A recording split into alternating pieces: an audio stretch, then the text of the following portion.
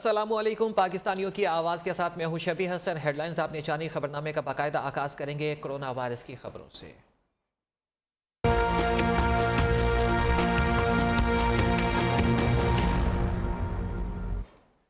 पाकिस्तान में corona virus एक बार फिर बेकाबू होने लगा। मजीद 8 अफराद जान की बाजी हार गए। जाँ बहक अफराद की तादाद 29,037 हो गई। 24 घंटे के दौरान 5,472 अफराद में कोरोना वायरस की तस्दीक। NCOC के मुताबिक गुज़श्ता रोज़ मुल्क भर में 57,669 कोरोना टेस्ट किए गए। मस्बत केसेस की शरह 9.48% रही। कोरोना केसेस की मजमूई तादाद 13,38,993 हो गई।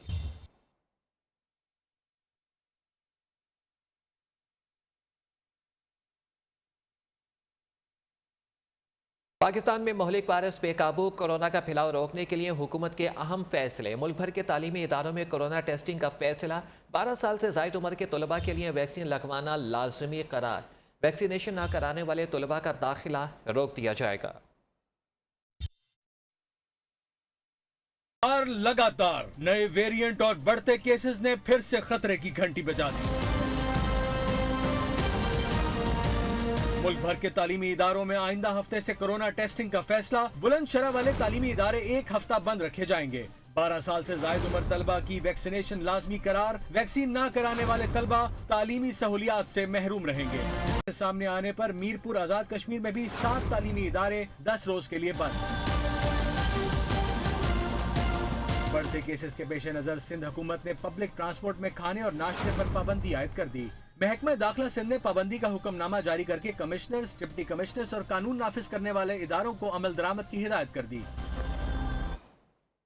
वज़ीर इत्तलात वफाद चौधरी ने मुल्क में ओमिक्रॉन केसेस की तादाद में इजाफे पर तशवीश का इजहार कर दिया। कहते हैं कि स्कूलों के बच्चे ओमिक्रॉन से ज़्यादा मुतासिर हो रहे हैं। कोरोना मरीजों की ICU में मुंतकिली में 30% इजाफा हुआ है। वैक्सीनेशन में सिंध सबसे पीछे है, इसीलिए कराची में ओमिक्रॉन के केसेस ज़्यादा हैं। मौजूदा केसेस जो हैं वो 5,000 योमिया पर पहुंच गए हैं। ICU में जो दाखिला है उसकी तादाद में भी इजाफा हुआ है। अनफॉर्चुनेटली सबसे पीछे जो इस वक्त सूबा है वैक्सीनेशन में भी, वो भी सिंध है। तो कराची में ओमिक्रॉन के केसेस जो हैं वो सबसे ज़्यादा हमें नज़र आ रहे हैं और स्पेशली जो स्कूल गोइंग चिल्ड्रन हैं उनमें ये वहाँ पे ज़्यादा जो केसेस हैं वो आए हैं।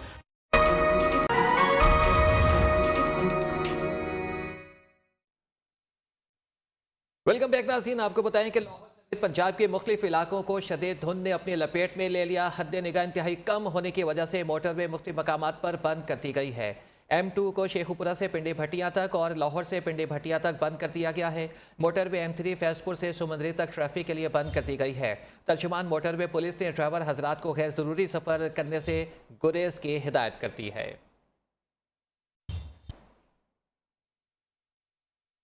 लाहौर में महकमे ज़राअत शोबा वाटर मैनेजमेंट के मुलाजमीन सेक्रेटेरिएट के सामने सरापा एहतजाज हैं। मुजाहिरीन का कहना है कि 17 साल के बाद मुलाजमत से निकालना किसी सूरत कबूल नहीं। कॉन्ट्रैक्ट पर बहाल किया जाए। मुतालबे की मंजूरी तक एहतजाज जारी रखने का ऐलान भी कर दिया। कराची के इलाके गुलशन इकबाल में बैतुल मुकर्रम मस्जिद के करीब पुलिस मुकाबला। AVLC पुलिस और मुल्जिमान के दरमियान फायरिंग के तबादले में 2 मुल्जिमान जख्मी हालत में गिरफ्तार कर लिए गए। का जाना ठहर चुका। हफ्तों महीनों की नहीं अब दिनों की बात रह गई है। नायब सदर मुस्लिम लीग नून मरियम नवाज का दावा। कहती है कि हुकूमत की कारकर्दगी ना होने के बराबर है। मीडिया खेलने वाले आप छुप नहीं सकते। नैब पर इल्ज़ाम आयद किया कि अदालत ने सबूत मांगे, अब नैब बहाने बनाकर मुंह छुपाती फिर रही है। मरियम नवाज ने नवाज शरीफ की जल्द वापसी का इशारा भी दे दिया। तमाम आजमाइशों से गुजर कर भी मुस्लिम लीग नून डट कर खड़ी है।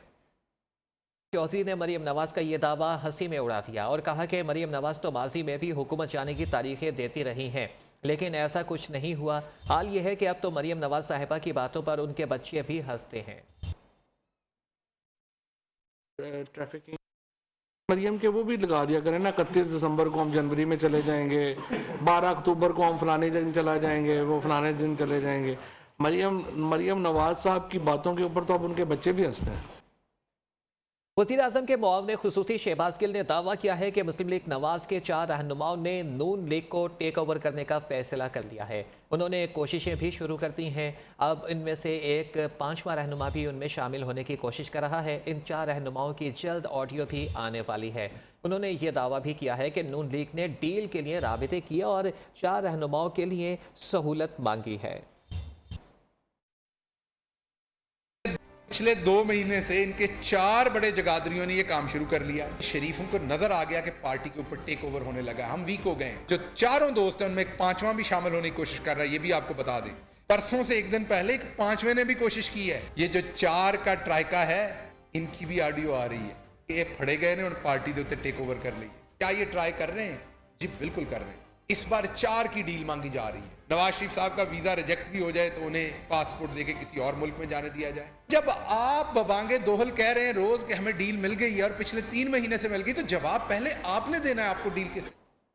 सिंध हुकूमत के बल्दियाती तरमीमी कानून के खिलाफ सूबाई असम्बली के सामने जमात इस्लामी का धरना 21वें रोज़ में दाखिल। इस वक्त भी धरने में शुरका की बड़ी तादाद मौजूद है, जो आज भी हुकूमती कमेटी की जानिब से ताहाल कोई जवाब नहीं दे सकी। मुजाहिरीन ने मुतालबे की मंजूरी तक धरना ख़त्म न करने का ऐलान कर रखा है। कौमी असम्बली इजलास में तहरीक इंसाफ और पीपल्स पार्टी के अरकान आमने सामने आ गए। मुराद सईद ने तंज करते हुए कहा है कि कायमा कमेटियों में कोई ठेकेदार और पेट्रोल पंप मालिकान नहीं होने चाहिए। चोरों की हिमायत होनी है तो फिर कैदियों के हक में भी तकरीरें करें। शाजिया मरी ने जवाब में कहा कि पहले वजारतों से मफाद का टकराव ख़त्म करें। जियाली के जवाब पर उमर अयूब बरस पड़े। बोले कि सिंध में हाथी नुमा चूहे गंदम खा गए। मुजरिम शाहरुख जतोई को सिंध हुकूमत ने जेल से निकाल लाई। कादिर पटेल ने ऐवान में कहा कि वज़ीर-ए-आज़म की तो कोशिश है कि मुल्क में कोई पेट भरकर खाना न खाए।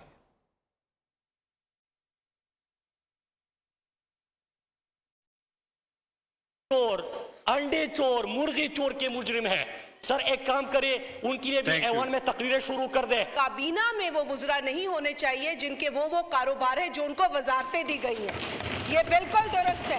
इस तरह पेट्रोलियम का सीएनजी स्टेशन होल्डर पेट्रोलियम की में उसमें बैठता है। पेट्रोलियम सेक्टर में अभी तो वो मौसूब गायब हैं जिन्होंने सारा गंद किया पेट्रोलियम में। आपको अपनी काबीना पे नजर दौड़ानी चाहिए।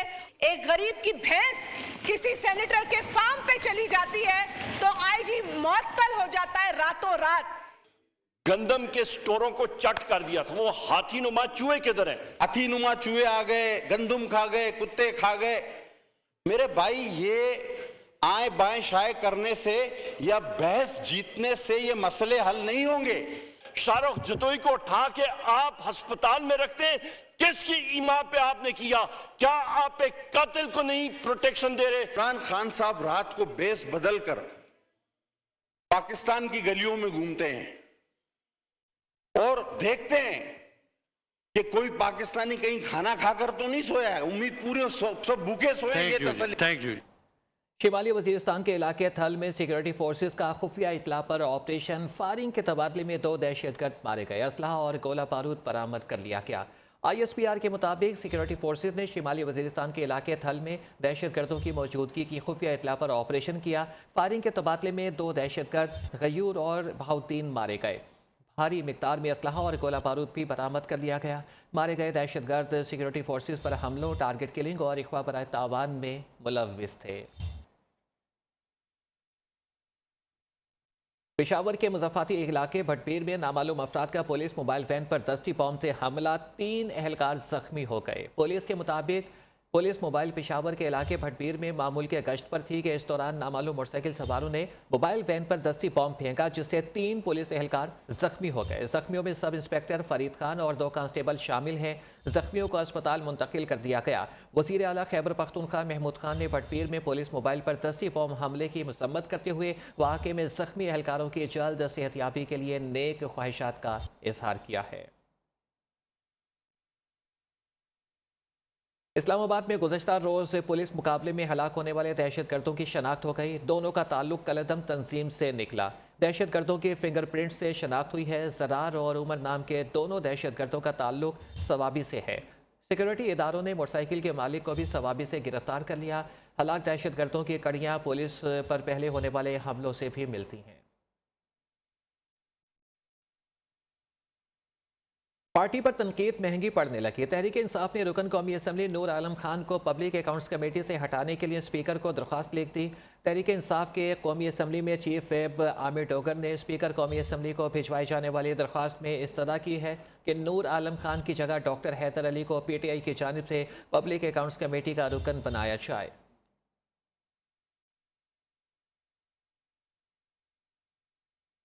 इन्वेस्टिगेशन पुलिस की अदम दिलचस्पी और नाअहली लाहौर पुलिस मुर्दाखाना में मैयतें रखवाकर कानूनी कार्रवाई करने से गुरेज करने लगी। जिना अस्पताल के मुर्दाखाने में मैयतें रखने की गुंजाइश खत्म हो गई। मुर्दाखाने में 15 मैयतें रखने की गुंजाइश है। सबसे ज़्यादा मैयतें मॉडल टाउन डिवीज़न के मुर्दाखाने में मौजूद हैं। खबर आपको दे रहे हैं लाहौर से, जहां पर इन्वेस्टिगेशन पुलिस की अदम दिलचस्पी और नाहिली लाहौर पुलिस मुर्दाखाने में मैयतें रखवाकर कानूनी कार्रवाई करने से गुरेज करने लगी। जिना अस्पताल के मुर्दाखाने में मैयतें रखने की गुंजाइश ख़त्म हो गई। मुर्दाखाने में 15 मैयतें रखने की गुंजाइश है। सबसे ज़्यादा मैयतें मॉडल टाउन डिवीज़न के मुर्दाखाने में मौजूद है।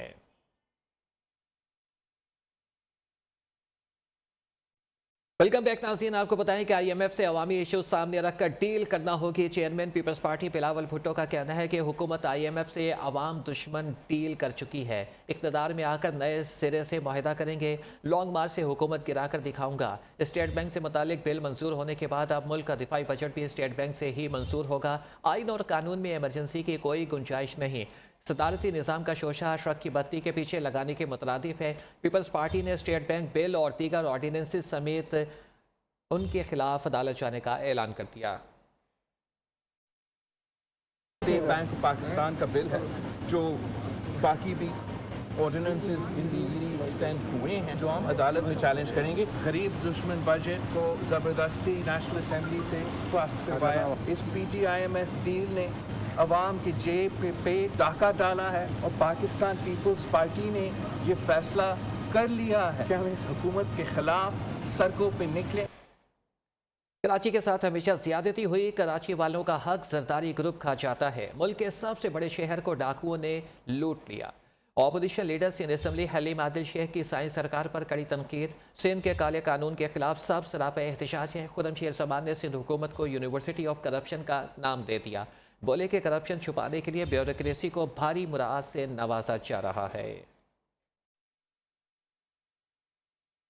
हुकूमत ने इन्हें माल खप्पे सिर्फ सूबे तक और नीचे नहीं चाहिए। और कराची आज अगर कचरा कुंडी बना हुआ है, कराची तबाह बर्बाद है, असल वजह यह है कि वो जो NFC के तहत जो हमारा हक है वो कराची को नहीं, वो खा लिया जाता है, वो जरदारी ग्रुप में चला जाता है, वो जाली अकाउंट्स में चला जाता है। आज जो सूरत हाल बनी है कि कराची का जो शेयर है वो उसको नहीं मिल रहा। पाकिस्तान पीपल्स पार्टी की सिंध हुकूमत जो है वो सिंध में तबाही मचा रही है। सूबे सिंध के अंदर बर्बादी हो रही है। इतने डिपार्टमेंट्स हैं जिसका कोई पूछने वाला नहीं है क्या हो रहा है। और जाहिर है ये सरपरस्ती जो है, इसकी सरपरस्ती बिलावल जरदारी कर रहे हैं। ये मुराद अली शाह के साए तले सिंध में जो है लूटमार का बाजार गर्म है। सूबा सिंध जो है इस वक्त यूनिवर्सिटी ऑफ करप्शन के अंदर तब्दील हो चुका है।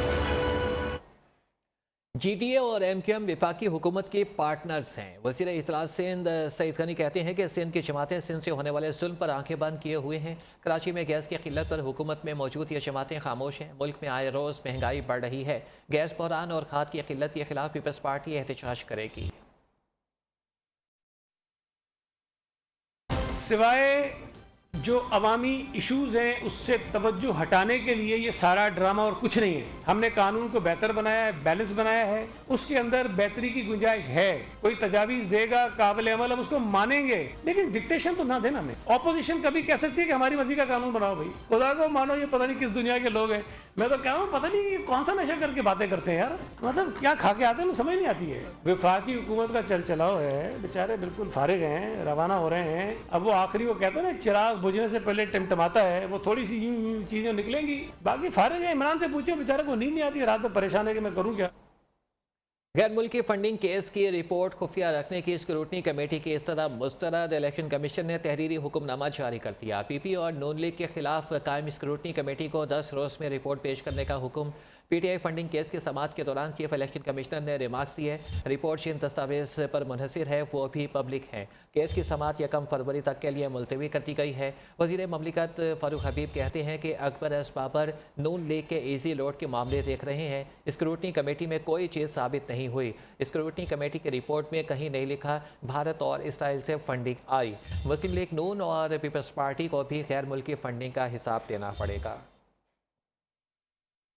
शिकस्त हुई है अकबर एस बाबर जो कि नून लीग के इजी लोड के ऊपर ये सारी कार्रवाई को आगे बढ़ा रहे हैं। ना ही कोई फॉरेन फंडिंग जो है वो साबित हुई। उन लोगों को अब माफी मांगनी चाहिए। पीटीआई तो अपने अकाउंट सामने ले आई। मैं मरियम सफदर को चैलेंज करता हूँ, मैं बिलावल जरदारी को चैलेंज करता हूँ कि वो भी सामने आए, आकर जो है वो अपनी जमातों के अकाउंट्स भी लेकर आए। ये बताएं कि ये भवन दास कौन था जो नून लीग के अकाउंट में करोड़ों रुपया डालता रहा। पिटिशनर से मुराद अकबर एस बाबर हैं जिन्होंने पिछले 7 साल से जो है वो चाय की प्याली में तूफान बर्पा किया हुआ था। 81 सफा में ये लिखते हैं कि पिटिशनर किसी किस्म का कोई भी डॉक्यूमेंट, कोई ऐसा क्रेडिबल एविडेंस फराहम नहीं कर सके। कहाँ इस रिपोर्ट के अंदर लिखा हुआ है कि भारत और इसराइल से फंडिंग आई है? हमें जरा आप वो भारत और इसराइल की फंडिंग वाले सबूत तो फराहम कर दें।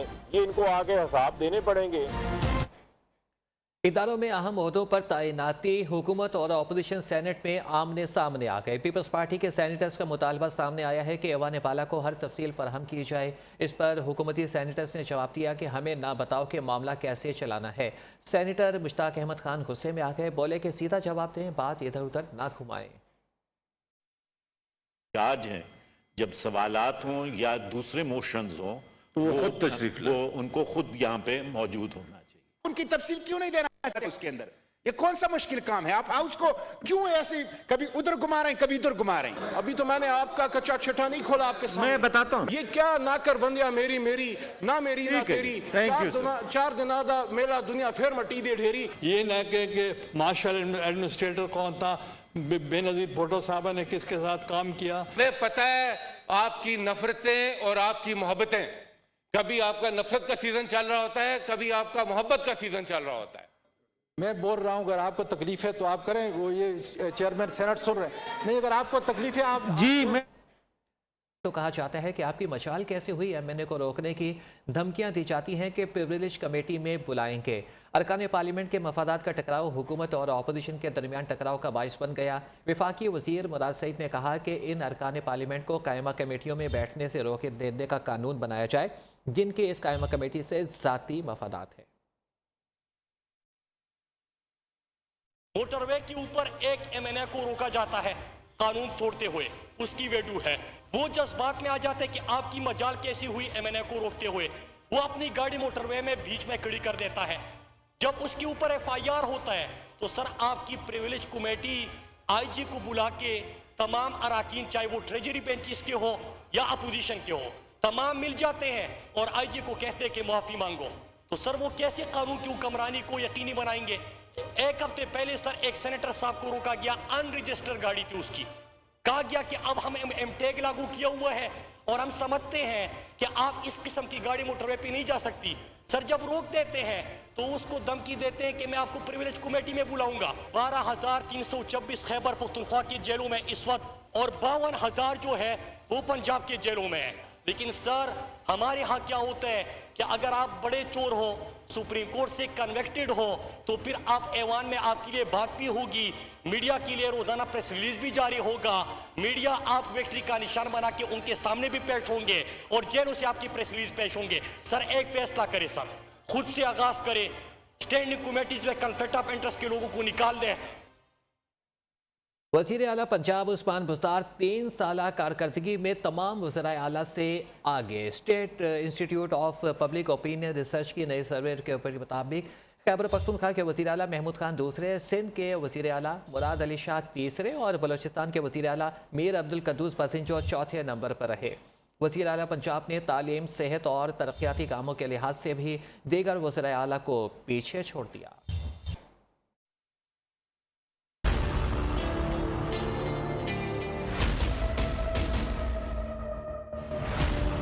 वज़ीर आला पंजाब उस्मान बुज़दार 3 साल कारकर्दगी के लिहाज से तमाम वज़राए आला से आगे। शहरियों की अक्सरियत ने वज़ीर आला पंजाब उस्मान बुज़दार को सबसे बेहतर वज़ीर आला करार दे दिया। खैबर पख्तूनख्वा के वज़ीर आला महमूद खान दूसरे, वज़ीर आला सिंध मुराद अली शाह तीसरे और बलोचिस्तान के वज़ीर आला मीर अब्दुल कुद्दूस बजिंजो चौथे नंबर पर रहे।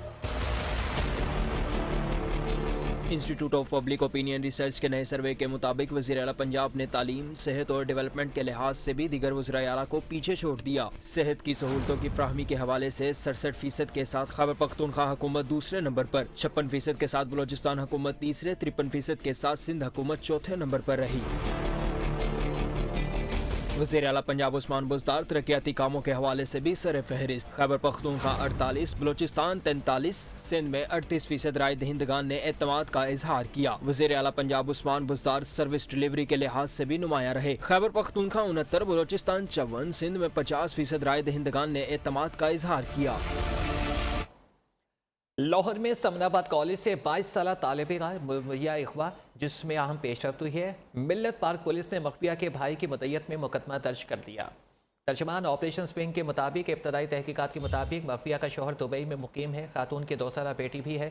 22 साल तालिबा अगवा हुई या फिर मर्जी से गई, तमाम पहलुओं से तफ्तीश जारी है। तालिबा का मोबाइल फ़ोन नंबर बंद जबकि इंटरनेट पर ऑनलाइन शो होता रहा। वज़ीर आला पंजाब उस्मान बुज़दार ने तालिबा के अगवा का नोटिस ले लिया। मुल्ज़िमान की फौरी गिरफ्तारी के लिए हिदायत जारी करते हुए CCPO लाहौर से रिपोर्ट तलब कर ली। मज़ीद खबरें इस ब्रेक के बाद, हमारे साथ रहिएगा। बरतानिया में पाकिस्तानी लोक मौसीकी के रंग बिखर गए। लंदन के रॉयल नवाब हॉल में हुए फैमिली शो में अताउल्ला खान ईसा खेलवी के गीतों ने लोगों को झूमने पर मजबूर कर दिया। और लोगों के दरमियान रहना ये कोई आसान काम नहीं है। मुझे वैसे भी ऑलरेडी पसंद है अताउल्ला ईसा खेलवी साहब। अपना पाकिस्तानी कल्चर को याद करते हैं हम लोग। यहाँ पे इन्होंने ऑर्गेनाइज किया है, बहुत अच्छा ऑर्गेनाइज किया है। शो का एहतमाम रॉयल नवाब लंदन के मालिक वकास मलिक और PTI के सीनियर रहनुमा रूमी ने किया था, जिसमें पाकिस्तानी कम्युनिटी ने भरपूर शिरकत और खूब इंजॉय किया।